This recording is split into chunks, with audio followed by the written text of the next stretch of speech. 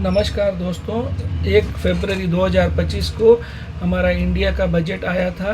तो उसकी एक समरी एक कॉमन मैन के थ्रू दूसरे कॉमन मैन के लिए। मैं गलत हो सकता हूं, तो आप एक बार अपनी तरफ से भी खुद जांच ज़रूर कीजिएगा। दोस्तों, मोटा मोटी बताता हूं कि 2025-26 का बजट में क्या खर्चा है और क्या आमद है। तो दोस्तों, जो खर्चा की बात की जा रही है वो 50.65 लाख करोड़ की जा रही है। सिंपल टर्म्स में 50 लाख करोड़ रुपए का खर्चा है। अब वो 50 लाख करोड़ का जो खर्चा आउटफ्लो है, उसका इनफ्लो क्या है?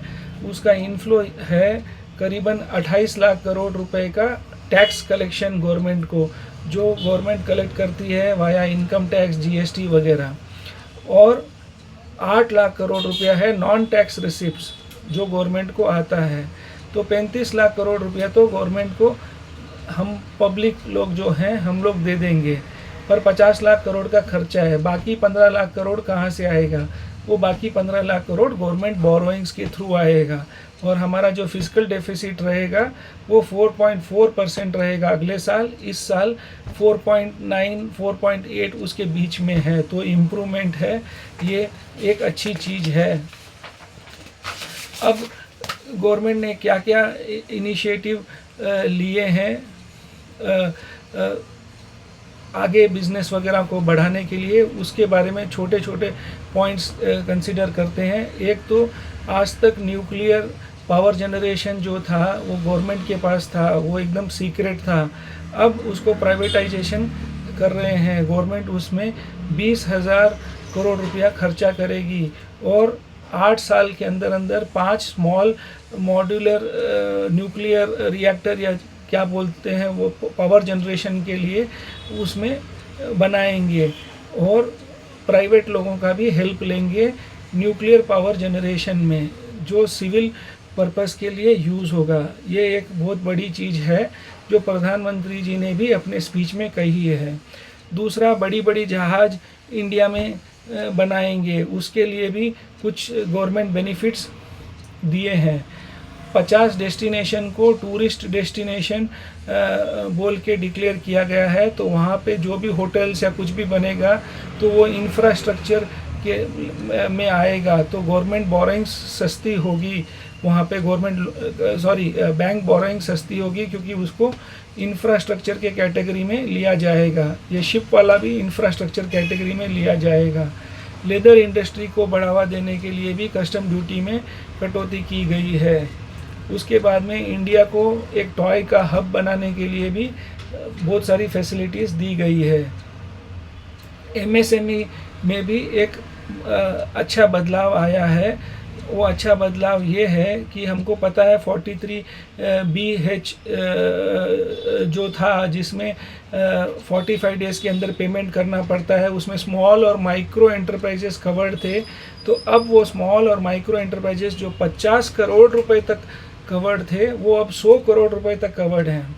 एग्जाम्पल, बहुत सारे सेंटेड अगरबत्ती मैन्युफैक्चरर्स हैं जिनका टर्नओवर 50 करोड़ से तो ऊपर है, पर 100 करोड़ के नीचे है। तो वो लोग भी अब स्मॉल एंटरप्राइजेज में आ जाएंगे और उनको भी 43BH का फ़ायदा मिलेगा। उनको भी अब पेमेंट फटाफट आएगा। तो ये एक बहुत बड़ा चेंज है। स्मॉल और माइक्रो का जो डेफिनीशन है उसमें जो लिमिट्स है वो लिमिट बढ़ा दी गई है। इन स्मॉल के लिए 25 करोड़ रुपए का इन्वेस्टमेंट लिमिट कर दिया गया है और 100 करोड़ का टर्नओवर कर दिया गया है। तो अब बहुत सारी जो यूनिट्स हैं वो स्मॉल के अंदर आ जाएगी। ये एक बहुत बड़ा इम्पोर्टेंट चेंज है। अब बात करते हैं जो हम कॉमन मैन को ज़्यादा अफेक्ट करती है, वो है इनकम टैक्स की। तो दोस्तों, इनकम टैक्स में जैसे आप टीवी में सुन रहे हैं कि जो आदमी नया टैक्स रिजिम अडॉप्ट करेगा और जिसकी इनकम 12 लाख से कम होगी उसको इनकम टैक्स देने की ज़रूरत नहीं होगी। तो ये एक बहुत ही अच्छा कदम है। जो पहले 7 लाख रुपए तक था उसको अब 5 लाख से और बढ़ा के 12 लाख कर दिया गया है। और जो स्लैब है, जिनकी 12 लाख से ज़्यादा की इनकम है, उनको भी फ़ायदा है, क्योंकि जो स्लैब है उसको भी बढ़ाया गया है और उसकी रेट घटाई गई है। जैसे कि 0 से 4 लाख तक हमको कोई टैक्स नहीं देना है, स्लैब के हिसाब से नील है। 4 लाख से ज़्यादा और 8 लाख से कम और 8 लाख तक 5%, 8 से 12 10%, 12 से 16 15%, 16 से 20%, 20 से 24 लाख तक 25%, 24 लाख के ऊपर हुआ तो 30%। तो इस हिसाब से जनरली जो भी टैक्स पेयर है उसको फ़ायदा होगा। एक एग्ज़ाम्पल दिया जाए तो 18 लाख का भी यदि जो सैलरी कमाता है उसको भी 70-80 हज़ार का फ़ायदा होगा पिछली बार से। तो इस तरीके से ऑलमोस्ट सबको फ़ायदा होगा इस नए टैक्स रेट के कारण। अब दोस्तों बहुत सारी चेंजेस आई हैं इसमें, TDS में, वो भी बहुत इम्पोर्टेंट है। और बिजनेसमैन जिनका टर्नओवर 10 करोड़ के ऊपर होता था, जो माल बेचते थे, यदि 50 लाख से ज़्यादा का माल बेच देते थे तो वो TCS कट करते थे जब कलेक्शन होता था तब, कि भाई 50 लाख से ज़्यादा का माल बेचा है तो 50 लाख से ज़्यादा कलेक्शन होगा, तो 0.1% TCS डिडक्ट करना पड़ता था अंडर सेक्शन 206C1H। अब उसको ओमिट कर दिया गया है। अब क्या हुआ है, 2 सेक्शन थे, 194Q जो बायर के ऊपर बायर के ऊपर TDS का लिएबिलिटी लगाता था, और 206C1H लगाता था TCS सेलर के ऊपर। दोनों में कन्फ्यूजन था, तो अब सेलर का पोर्शन निकाल दिया गया है। अब सिर्फ बायर जो है वो यदि 50 लाख से ज़्यादा का माल खरीदता है और पेमेंट करता है तो उसको 0.1% TDS डिडक्ट करना पड़ेगा 194Q में। तो अब जो है TCS जो 0.1% था, जो हमारे सेल बिल में ऐड करके 0.1% चार्ज करते थे, वो अब चार्ज करने की ज़रूरत नहीं है 1 अप्रैल 2025 से। दूसरा दोस्तों, हम लोग इंटरेस्ट पे पैसा लेते थे और इंटरेस्ट पे करते थे और TDS डिडक्ट करते थे। तो जो TDS का जो लिमिट था वो था 5,000 रुपया, उसको अब 10,000 रुपया पर एनम कर दिया गया है। हम बैंक में FD रखते थे, बैंक में FD रखने से हमको इंटरेस्ट मिलता था, 40,000 रुपये तक इंटरेस्ट मिलता था, तो TDS डिडक्ट नहीं होता था। 40,000 के ऊपर TDS डिडक्ट होता था, उसको भी अब बढ़ा के 50,000 कर दिया है। और सीनियर सिटीज़न को 50,000 रुपये तक का FD इंटरेस्ट में TDS डिडक्ट नहीं होता था, बाद में होता था, उसको 1 लाख रुपया कर दिया गया है। तो अब सीनियर सिटीज़न को 1 लाख रुपए तक कोई भी TDS डिडक्शन नहीं होगा इंटरेस्ट पे आउट में बैंक के थ्रू। दोस्तों, हम शेयरों में इन्वेस्ट करते थे और हमको डिविडेंड मिलता था। तो जो डिविडेंड मिलता था वो यदि एक कंपनी से 5,000 रुपये से ज़्यादा डिविडेंड मिले तो TDS कट होके पैसे आते थे। अब वो 5,000 की लिमिट 10,000 कर दी गई है। तो किसी भी आदमी को यदि एक कंपनी से डिविडेंड 10,000 से कम आएगा तो उसको अब TDS कट होके नहीं आएगा। सेम यही चीज़ म्यूचुअल फंड में कर दी गई है कि 5,000 रुपये का म्यूचुअल फंड का गेन होता था तो TDS नहीं करता था, उसको अब 10,000 कर दिया गया है। हम लोग रेंट भरते थे या रेंट लेते थे, तब क्या होता था कि 2,40,000 रुपये तक के रेंट के ऊपर TDS कट होता था। तो अब उसको पर एनम के बजाय पर मंथ कर दिया गया है। यदि कोई आदमी किसी को रेंट देता है 50,000 रुपये से ज़्यादा पर मंथ, तो TDS कट करके वो उसको देगा, सब्जेक्ट टू उसको यदि TDS अप्लीकेबल है तो दोस्तों ये समझना यहाँ पे ज़रूरी है कि पहले जो रेंट था वो 2,40,000 पर एनम था, अब कर दिया गया लिमिट 50,000 रुपया पर मंथ। तो मान लीजिए कि जनवरी में कोई ऑफिस को भाड़े पे दिया, तो जनवरी फरवरी मार्च 3 महीने में 60,000 रुपये में भाड़े में दिया इस करेंट ईयर में, तो 1,80,000 रुपया होता है, जो 2,40,000 से कम है। तो इस साल TDS आप नहीं काटोगे। पर यही सेम चीज़ यदि आप नेक्स्ट ईयर ले जाओगे तो नेक्स्ट ईयर वो पर मंथ बेसिस पे है, पर एनम के बेसिस पे नहीं है। तो ये थोड़ा आप ध्यान रखिएगा। 50,000 रुपये से ज़्यादा पर मंथ का रेंट है तो TDS कटेगा। पहले था 2,40,000 रुपये से कम रेंट पूरे साल में देते हो तो टीडीएस नहीं कटेगा। तो इस तरीके का चेंज आया है रेंट के ऊपर। उसके बाद में हम प्रोफेशनल सर्विसेज यूज़ करते हैं। प्रोफेशनल सर्विसेज में हम क्या करते हैं, 30,000 रुपये से ज़्यादा का प्रोफेशनल सर्विस यूज़ हुआ तो हम टीडीएस कट करते हैं। अब उस लिमिट को बढ़ा के 50,000 रुपया कर दिया गया है। तो 50,000 रुपये के नीचे कोई भी प्रोफेशनल सर्विस यूज़ किया तो टीडीएस कट नहीं होगा, उसके ऊपर पे किया तो टीडीएस कट करके पे करना है। तो ये सब रूल्स आए हैं। और दूसरा एक अच्छा रूल इसमें भी है कि टीसीएस जो था वो फॉरेस्ट प्रोड्यूस पे था, फॉरेस्ट प्रोड्यूस कहीं पे डिफाइंड नहीं था।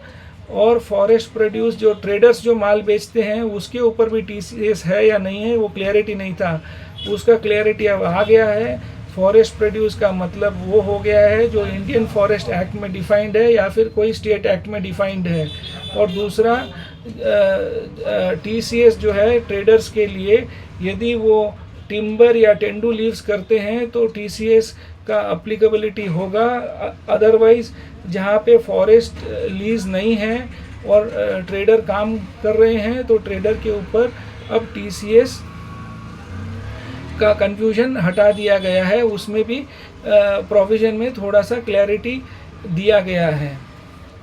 और दोस्तों पहले ऐसा था कि कोई आदमी यदि 2 साल तक अपना रिटर्न नहीं भर रहा है और हम उनको पेमेंट कर रहे हैं तो कुछ जगह हमको हायर टीडीएस डिडक्ट करना पड़ता था सेक्शन 206 सीसीए के अंतर्गत, तो वो भी अब ओमिट कर दिया गया है। तो अब हमको सामने वाला इनकम टैक्स रिटर्न भर रहा है नहीं भर रहा है वो चेक करने की ज़रूरत नहीं है और हमको कोई भी हायर टीडीएस डिडक्ट करने की ज़रूरत नहीं है। टीसीएस 0.1% ऑन सेलर भी नहीं है अब, और हायर टीडीएस डिडक्ट करना सामने वाला इनकम टैक्स रिटर्न फाइल नहीं किया है वो भी नहीं है। पर वो जो आधार लिंक्ड वाला है वो आपको देखना पड़ेगा, आधार लिंक नहीं है तो फिर हायर टीडीएस कट करना पड़ेगा। दोस्तों पहले क्या था कि मैं कोई इनकम मान लो बताना भूल गया तो मैं 1 साल तक बता सकता हूँ, सब्जेक्ट टू मेरा जो भी रिवाइज्ड इनकम टैक्स आता है वो प्लस जो डिफरेंस इनकम टैक्स का और इंटरेस्ट का है उसका 25% ऐसे पेनल्टी में भर दूँ तो मैं वो इनकम दिखा सकता हूँ 1 साल के लिए। दूसरा साल का कोई मैं भूल गया हूँ तो 50%। तो अब वो 2 साल से की चीज़ को 4 साल कर दिया गया है। मतलब मैं कोई 3 साल पहले कोई चीज़ को इनकम दिखाना भूल गया तो अभी मैं दिखा सकता हूँ, मेरा इनकम टैक्स रिकम्प्यूट कर सकता हूँ। जो भी डिफरेंस इनकम टैक्स का आ रहा है वो इंटरेस्ट के साथ पे करना है और उसका 60% एक्स्ट्रा एज ए पेनल्टी देना है। और 4th ईयर का कोई चीज़ भूला हूँ तो 70% ऐड करके देना है of the income tax plus interest. तो दोस्तों ये सारी चीज़ें इनकम टैक्स में आई है। और एमएसएमई में जो बढ़िया चीज़ आई थी वो मैंने बता दी कि 100 करोड़ रुपए तक वाले को स्मॉल में गिना जाएगा तो वो 43BH का फ़ायदा ले सकता है। एमएसएमई वालों को जो एक्सपोर्ट्स कर रहे हैं उनको 20 करोड़ तक का लोन मिलेगा। एमएसएमई वाले जो नए आए हैं, नए एंटरप्रेन्योर्स हैं, उनको 5 लाख लोगों को जो फर्स्ट एंटरप्रेन्योर बने हैं उनको लोन मिलेगा 2 करोड़ रुपए तक का। और क्रेडिट कार्ड स्कीम देंगे जो माइक्रो एंटरप्राइजेज हैं, 5 लाख रुपए तक का क्रेडिट कार्ड ले सकते हैं। करीबन 10 लाख लोगों को ऐसे को जो माइक्रो एंटरप्राइजेज हैं उनको बांटा जाएगा। तो एमएसएमई में भी काफ़ी फ़ायदा किया गया है, ध्यान रखा गया है। पर्सनल इनकम टैक्स में ध्यान रखा गया है।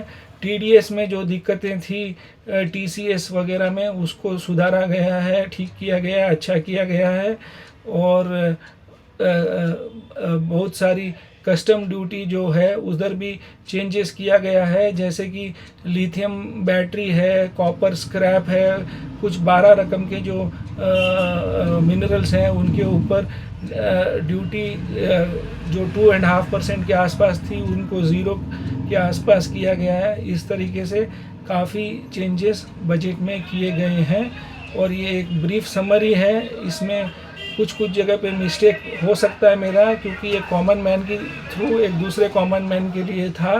तो आप अपनी एनालिसिस खुद करिएगा। ये एक सिंपल बजट का समरी था मेरी तरफ से। धन्यवाद।